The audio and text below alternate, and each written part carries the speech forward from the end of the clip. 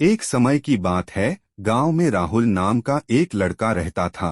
वह अपने जीवन से बहुत निराश था। उसकी निराशा का कारण यह था कि वह अब तक अपने जीवन में कुछ नहीं कर रहा था। उनके माता पिता उन्हें ताना मारते थे कि तुम्हारे सभी दोस्त कुछ न कुछ कर रहे हैं, लेकिन तुम अभी भी घर पर बैठे हो। अक्सर दोस्तों के बीच भी उनका मजाक उड़ाया जाता था। जब वह कहीं जाते थे तो लोग उनसे पूछते थे कि आप क्या कर रहे हैं। उन्हें यह बताने में शर्म आती थी कि वह कुछ नहीं करते हैं। धीरे धीरे उन्होंने रिश्तेदारों के यहाँ जाना और लोगों से मिलना जुलना कम कर दिया। वह ज्यादातर समय घर पर ही रहता है। वह अकेले रोता है और भगवान को कोसता है और अपनी किस्मत को दोष देता है। अब उसे अपना जीवन बोझ लगता है। कभी कभी वह सोचता है कि जब वह कुछ भी करने लायक नहीं है तो उसके जीवित रहने का क्या फायदा, उसे मर जाना चाहिए। एक दिन वह अपने गांव की एक सड़क से गुजर रहा था। तभी उन्होंने एक उपदेशक को दोहख पर उपदेश देते देखा। वह भी उसी भीड़ में सबसे पीछे बैठ गया और सन्यासी का प्रवचन सुनने लगा। उपदेशक कह रहे थे कि दुख एक सन्यासी की तजो हमें जीवन की सच्चाई दिखाता है और हमें का सही तरीका सिखाता है। यदि आप चाहें तो आप भी अपने गुरु से जीवन जीना सीख सकते हैं। दुख और आप चाहें तो बैठकर उसी गम में डूबकर रो सकते हैं। राहुल भी ये सारी बातें ध्यान से सुन रहा था, लेकिन उसे टीचर की ये बातें पसंद नहीं आईं। उन्होंने खड़े होकर कहा कि कुछ भी सिखाने से उदासी दूर नहीं होती। दुख ही दुख देता है। दुख की पीड़ा अनंत है। ऐसा लगता है जैसे इसके बाद कुछ नहीं होने वाला, कुछ मिलता नहीं। मौत भी उसके सामने छोटी लगती है। उपदेशक ने कहा, फिर तुम्हें क्या दुहक है? राहुल ने उसके सामने अपना सारा दुहक कह सुनाया और पूछा, क्या तुम्हारे पास मेरे दुहक का कोई उपाय है? यह सुनकर सन्यासी मुस्कुराए और बोले, जिस दिन तुम्हारे जीवन में सचमुच दुख हो उस दिन तुम मेरे पास, मैं तुम्हारी समस्या का समाधान अवश्य करूंगा। कहकर सन्यासी वहां से चले गए। राहुल ने सोचा, क्या मेरा दुहक सच्चा नहीं है? क्या मैं जिस दर्द से गुजर रहा हूं वह नकली है? मेरा दुहक कोई नहीं समझ सकता। जब माँ बाप नहीं समझेंगे तो सन्यासी क्या समझेंगे? अपने दुखों से परेशान होकर राहुल ने निर्णय लिया कि अब वह कुछ करेगा। उसने एक छोटा सा व्यवसाय शुरू किया, लेकिन उसे सफलता नहीं मिल रही थी। लेकिन उसके परिवार वाले पूछते थे कि क्या वह कुछ प्रयास कर रहा है। वह अपने व्यवसाय में लगा रहा और धीरे धीरे उसे सफलता मिलने लगी। फिर उन्होंने रफ्तार पकड़ी और महज 3 साल के अंदर ही वह एक बड़े बिजनेसमैन बन गए। अब राहुल के आसपास ऐसे कई लोग थे जो उसकी परवाह करते थे, जो उससे प्यार करते थे, उसके काम की प्रशंसा करते थे। अब तो उसके परिवार वाले भी उसकी तारीफ करते नहीं थकते थे। दिन ब दिन उसके दोस्तों की संख्या बढ़ती जा रही थी। अब वह अपने जीवन से बहुत खुश था। उसके कुछ दोस्तों ने उसे सलाह दी कि जब तुम एक बड़े व्यापारी बनकर इतने खुश हो तो सोचो, अगर तुम इस शहर और इस राज्य के सबसे बड़े व्यापारी बन जाओगे तो तुम्हें कितनी खुशी होगी। कितने लोग आपसे जुड़ना चाहेंगे, आपकी कितनी प्रसिद्धि है और स्वयं राजा भी आपसे मित्रता चाहेंगे। दोस्तों की यह बात राहुल के दिमाग में गई। अब वह अधिक धन कमाने का प्रयास करने लगा, लेकिन उसे यह सब बहुत जल्दी चाहिए था। वह इन चीजों को पाने में अपना ज्यादा समय बर्बाद नहीं करना चाहता था। इसलिए उसने ऐसे काम करना शुरू कर दिया जो सही नहीं थे। उसने अपने दोस्तों से बड़ी मात्रा में पैसे उधार लेना शुरू कर दिया। अधिक मुनाफा कमाने के लालच में उसने अपने माल में मिलावट करना शुरू कर दिया। उसने अन्य व्यापारियों के खिलाफ भी साजिश रची और उन्हें डराया धमकाया। वह वैसा ही करता था जैसा उसके दोस्त कहते थे। वह इन तरीकों से अधिक पैसा कमा रहा था, लेकिन अब उसके जीवन में कोई शांति नहीं थी। उसके मन की शांति गायब हो गई थी और उसे रात को नींद नहीं आती थी। सुख की सभी चीजें होने के बाद भी उसे किसी भी चीज में खुशी नहीं मिल रही थी। एक दिन राहुल अपनी गाड़ी से कहीं जा रहा था, तभी उसे रास्ते में उपदेशक का आश्रम दिखाई दिया। वह रुक गया और गुरु के पास गया और बोला, संत, आपने मुझसे कहा था कि जब मेरे जीवन में सच्चा दुख आए तो मेरे पास आना। अब मैं बहुत दुखी हूँ, मेरी रात नींद उड़ गई है, मुझे कहीं भी शांति नहीं मिल प्रकार राहुल ने संत को बोले, जब तुम मुझसे पहली बार मिले थे तब भी कुछ दुख में थे, तुमने क्या सीखा उस दर्द से? राहुल ने कहा कि मैंने सीखा कि सिर्फ सोचने और चिंता करने से कुछ नहीं होता, अपनी सोच को साकार करने के लिए कार्रवाई करना जरूरी है, और सिर्फ काम करने से कुछ नहीं होता, अपने काम को अंतिम चरण तक ले जाना भी जरूरी है। चाहे रास्ते में कितनी भी कठिनाइयां आएं, मन कितना भी निराश हो, कितना भी लगे कि अब कुछ नहीं होने वाला, तभी यकीन मानिए कि मैं जो भी कर रहा हूँ उसमें जरूर सफल होऊंगा। लोग सिर्फ सफल लोगों की ही इज्जत करते हैं, चाहे कोई कितना भी अच्छा क्यों न हो, लोगों की नजरों में वह हमेशा बोझ ही होता है। यह सब सुनकर उपदेशक मुस्कुराए और बोले, यह वास्तविक दुख नहीं है। जब आपके जीवन में वास्तविक दुख हो तो मेरे पास आओ, मैं इसे ठीक कर दूंगा। राहुल ने जाते समय ऋषि को सोने के सिक्कों से भरा एक बर्तन दिया। घड़े को देखकर सन्यासी ने कहा कि यह मेरे किसी काम का नहीं है, उस पेड़ के नीचे गड्ढा खोदकर गांठ दो। ऋषि के कहे अनुसार राहुल ने घड़ा पेड़ वे दबा दिया और वहां से चला गया। कुछ दिनों तक व्यापार अच्छा चलने लगा, लेकिन बिजनेस के गलत तरीके के कारण धीरे धीरे उन्हें बिजनेस में घाटा होने लगा। उसकी सारी संपत्ति धीरे धीरे खत्म होने लगी और एक दिन ऐसा आया जब उसके पास कुछ भी नहीं बचा और वह कर्ज के बोझ में दब गया था। लेकिन वह निश्चिंत था, क्योंकि उसने अपना सारा कर्ज अपने दोस्तों से ले लिया था। उसने सोचा था कि उसके दोस्त बुरे समय में उसका साथ देंगे, लेकिन ऐसा कुछ नहीं हुआ। बुरा वक्त आते ही दोस्त सबसे पहले उससे उधार मांगने लगे। कर्ज न लौटाने पर उन्होंने उसे जान से मारने की धमकी भी दी। उसके सभी शुभचिंतकों और प्रियजनों ने उससे मुंह मोड़ लिया। उसके दोस्त जो उसके साथ मौजमस्ती करते थे, अब उससे दूर भाग रहे हैं। उसके परिवार वाले उसकी गलतियां और कमियां गिनाने लगे। उसकी सारी संपत्ति नीलाम हो गई और उसके पास कुछ भी नहीं बचा। राहुल में गहरी उदासी छा गई। उसके आसपास कोई नहीं था जो उसका दुख समझ सके, जो उसे संभाल सके। लोगों के इस धोखे से वह अंदर से टूट गया था। सोचने लगा कि अब जीने का क्या मतलब, अब तो मौत ही सहारा है। वह करने के लिए पहाड़ी पर गया।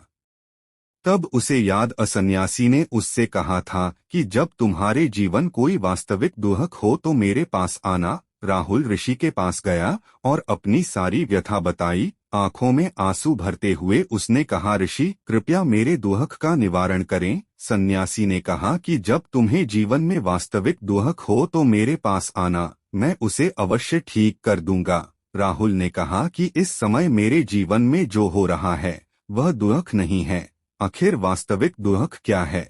ऋषि, सबसे पहले आप मुझे बताओ, तुमने अपने कष्ट से क्या सीखा? राहुल ने कहा कि मैंने सीखा है कि जो लोग हमारी सफलता और प्रगति के कारण हमारे जीवन में आए हैं, वे निश्चित रूप से हमें धोखा देंगे, क्योंकि वे बुरे समय में हमारे साथ नहीं खड़े होंगे, वे केवल हमारा फायदा उठाएंगे। अच्छे समय में और बुरे वक्त में हमारा साथ छोड़ देते हैं। भरोसा उन्हीं लोगों पर करो जो हमारे बुरे वक्त में हमारा साथ देते हैं, लेकिन ऐसे लोग बहुत कम होते हैं। लेकिन जिनके पास होते हैं उन्हें उनकी कदर करनी चाहिए, उनका अपमान नहीं करना चाहिए। मैंने यह भी सीखा कि कभी भी किसी के खिलाफ साजिश नहीं करनी चाहिए। अपना काम ईमानदारी और धैर्य से करना चाहिए और कभी भी लालच नहीं करना चाहिए। अपने सारे दुख और अनुभव सुनाने के बाद राहुल आंखों में आंसू लेकर ऋषि के सामने बैठ गया। कुछ देर बाद साधु उठे और पेड़ के नीचे गड्ढा खोदकर घड़ा निकाल लिया, जो सोने के सिक्कों से भरा हुआ था। उसने उसे राहुल को दे दिया और कहा कि जब तुम्हारे जीवन में वास्तविक दुख हो तो मेरे पास आना। राहुल ने अपने सन्यासी को धन्यवाद दिया और उन्हें प्रणाम किया और चला गया। उसने उन पैसों से एक छोटा सा व्यवसाय शुरू किया। अब वह भी खुश है। उसने लगन और ईमानदारी से व्यापार किया। जल्द ही वह अपने शहर का एक बड़ा व्यापारी बन गया। उसका जीवन खुशियों और सुविधाओं से भरा था, लेकिन कोई कितना भी अच्छा क्यों न हो और कितना भी अच्छा दान पुण्य करता हो, लोगों की मदद करता हो, लेकिन जीवन में दुख आता ही है। तो अहुल के जीवन में भी दुख आता है। अपने माता पिता की मृत्यु के रूप में उन दोनों की मृत्यु एक ही दिन हुई थी। राहुल अपने माता पिता से बहुत प्यार करता था, इसलिए उनकी मृत्यु से उसे बहुत दुख हुआ। वह दोनों के शवों को श्मशान ले गए, जहां उनका अंतिम संस्कार किया गया। वहां उसने अपने माता पिता का शव जलते हुए देखा तो उसका मन बेचैन हो गया। उसके मन में कई प्रश्न उठने लगे। वह घर आ गया तो उसने अपने माता पिता के घर उसके पिता हमेशा लड़ते रहे, आज वह वीरान पड़ी है। जिन्होंने इसकी देखभाल की, जिन्होंने इसके लिए संघर्ष किया, वे इस दुनिया से चले गए। उसके पिता ने जो भी कमाया वह सब यहीं छूट गया। एक दिन पहले तक उसके पिता अपनी संपत्ति के लिए किसी से भी लड़ते रहते थे, आज वह खुद इस दुनिया से चले गए। ऐसे कई विचारों का बवंडर उनके दिमाग में चल रहा था। वह अंदर से अकेला और डरा हुआ महसूस कर रहा था। उसे खालीपन महसूस हो रहा था। उसे लगा कि कुछ तो है जो वह समझ नहीं पा रहा है, इसलिए वह ऋषि के पास गया। उसे देखते ही ऋषि ने कहा कि क्या जीवन में कोई दुख है? राहुल ने कहा, वैसे तो जीवन में कोई दुख नहीं है मालिक, सब खुश है, सब कुछ अच्छा चल रहा है, लेकिन आज मेरे माता पिता की मृत्यु हो गई है। मैं इस घटना से बेहद दुखी और परेशान हूँ। गुरु ने कहा, इसमें दुखी होने की क्या बात है? एक दिन सभी के प्रियजनों को मरना है। न कोई कभी जीवित रहा है और न कभी जीवित रहेगा। एक दिन तुम्हें भी मरना है। हो सकता है तुम कल ही मर जाओ या तुम आज भी मर सकते हो। राहुल ने कहा, आप क्या कह रहे हैं मास्टर? मैं भी मर जाऊंगा, लेकिन मैं अभी जवान हूँ। गुरु ने कहा कि हर कोई इस भ्रम में जी रहा है कि मौत के दूसरों को आती है, बड़े लोगों को आती है, लेकिन जवान बूढ़ों से पहले मर जाते हैं, बच्चे मर जाते हैं। मृत्यु का किसी की उम्र से कोई लेना देना नहीं है, यह सभी को प्रभावित करती है। गुरु के ये शक राहुल के दिमाग में घुस गए और वह चुपचाप चला गया, लेकिन उसका मन अभी भी बेचैन था। वह खालीपन महसूस कर रहा था। वह सारा दिन अपने बारे में ही सोचता रहा कि वह कौन है, इस दुनिया में क्यों आया, क्या जीवन का लक्ष्य सिर्फ चीजों का उपभोग करना और मर जाना है? ऐसे कई सवाल उसके मन में लगातार उठ रहे थे, लेकिन उसे अपने किसी भी प्रश्न का उत्तर नहीं मिल पा रहा था और उसका दुख दिन ब दिन बढ़ता ही जा रहा था। तभी कुछ दिनों के बाद वह फिर गुरु के पास पहुंचा और बोला कि गुरु जी, मैं बहुत दुखी हूं क्योंकि मैं नहीं जान पा रहा हूं कि मैं कौन हूं और मैं इस संसार में क्यों आया हूं। यह सुनकर अध्यापक मुस्कुराए और बोले, आज तुम्हारे जीवन में पहली बार सच्चा दुख उत्पन्न हुआ है। यही तो वास्तव में असली दुख है। हम नहीं जानते कि हम कौन हैं, क्यों आए हैं, क्या करें, कैसे करें। राहुल ने अपने गुरु से उसके दुख का निवारण करने को कहा। सन्यासी ने कहा कि हम सभी मनुष्य जीवन भर संग्रह करते रहते हैं। राहुल ने कहा कि सभी मनुष्य जीवन भर धन, सम्मान, परिवार, प्रतिष्ठा, मित्र, शत्रु आदि का संग्रह करते रहते हैं। सन्यासी ने पूछा, क्या हम एकत्र किए गए कुछ में से कुछ ले सकते हैं? हमारे साथ बातें। राहुल ने कहा, नहीं गुरु, उनके साथ कुछ नहीं जाएगा। मेरे माता पिता के साथ कुछ नहीं गया, सब यहीं छोड़ गए, घर, परिवार, संपत्ति, सब कुछ। गुरु ने कहा, अब मेरी बात ध्यान से सुनो। इस संसार में हमें जो संग्रह करना चाहिए वह संग्रह नहीं करते। चीजें सामने आ जाती हैं, लेकिन हम उन्हें देखने की कोशिश नहीं करते हैं। इस दुनिया में हमें केवल अपने आप को इकट्ठा करना है।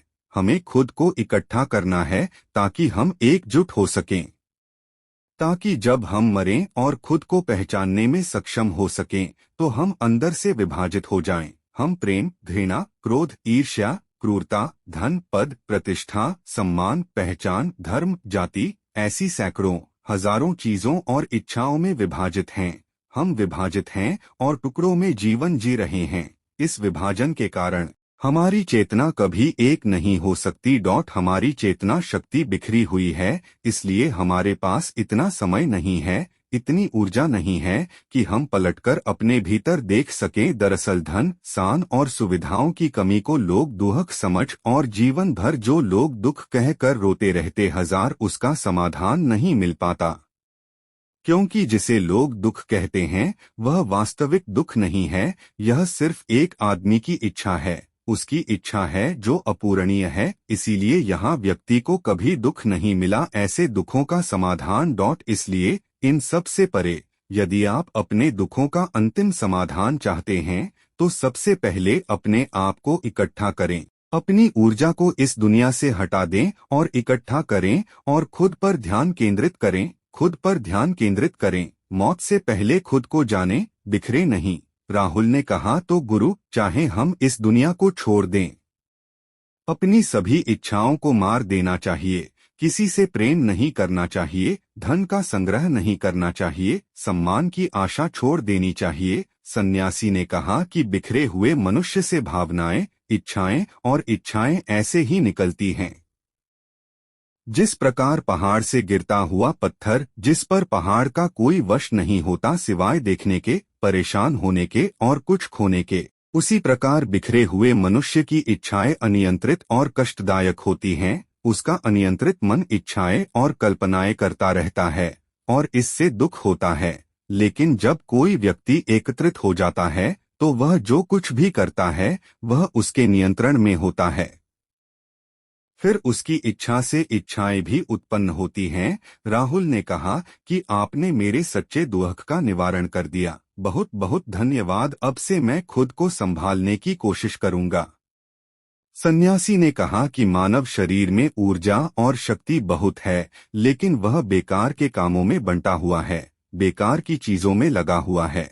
यह ऐसा है जैसे एक बहुत शक्तिशाली मशीन एक बच्चे के हाथ में दे दी गई है और वह बिना सोचे समझे और बिना किसी नियंत्रण के अपनी शक्ति बर्बाद कर रहा है। इसलिए अपनी चेतना की शक्ति पर ध्यान केंद्रित करें और उसे इकट्ठा करें। राहुल को अपने सवालों का जवाब मिल गया। उसने अपने गुरु को धन्यवाद दिया और चुपचाप चला गया।